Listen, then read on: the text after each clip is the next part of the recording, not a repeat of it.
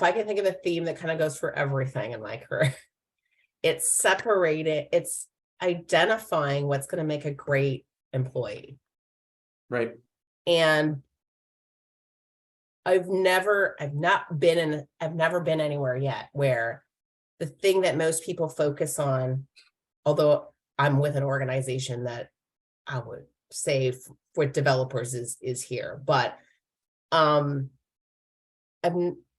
there's this theme that the experience of somebody and their skill are what most hiring managers assess for, and culture often comes along with that.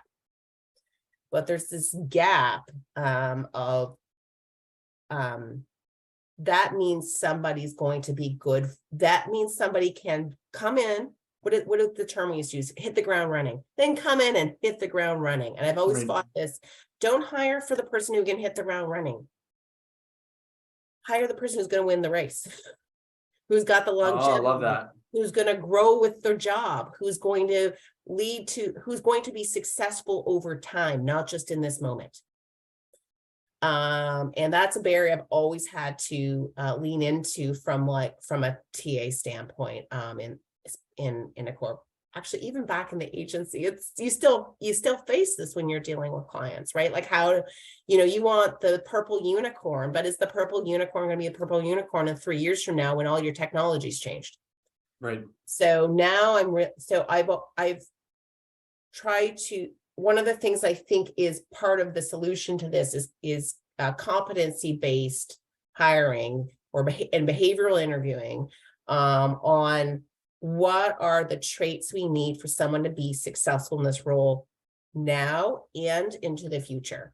So as things change, this person's going to continue to be successful and add value to our organization, because it allows you to be future ready, not just in the moment have somebody be able to do a job. Yeah. I had a really interesting discussion with a client of ours the other day, and it ties so well into this, which is there are many roles and positions where there's a skill gap in the market, and there is a willingness and desire from a client of ours to hire somebody who is at the upper echelon of the knowledge, industry specific knowledge and skill, who can come in and really reduce that runway and hit the ground running and be an impact player short-term and long-term. And I think a lot of times the desire in doing that is also to remove some of those barriers that can create turnover or a lack of longevity, in the sense that you can hire somebody who's highly motivated, who's got the aptitude, but who may come into the organization, and whether it's a few months or a few years, put their hand up and say, you know what, like I hadn't been in the space before and I'm now realizing it's not for me, versus someone who's been in the space for a long time and is highly passionate about it. But in my conversation with one of our clients, they were looking, hey, we want to hire somebody with these skills and this experience and this, background and this education, all these things. And it goes, okay, well, we can, potentially try to help you find those things, but you're hugely narrowing the market. You're going to make it extremely difficult to hire. It's going to be extremely expensive to hire this individual. And, why is that what your desire is? And they go, well, we just know this is going to be who's going to be the most successful. And I said, okay, well, of your team that exists right now, who are your most successful people? And they named 2 or 3 people. And I said, well, what were their backgrounds? And they didn't have any of the background they were looking for. One of them was previously a teacher. And this was a first sales position, and they were looking, they need to have a few years of sales experience, a few years of industry experience, this and that. And the people who hadn't been successful as of late were people like that who were coming in. And I think the interesting thing is that when they hired those people, they were less involved in the onboarding and training and coaching and development pathway, because there was an assumption that you just know what you're doing and you're going to get it.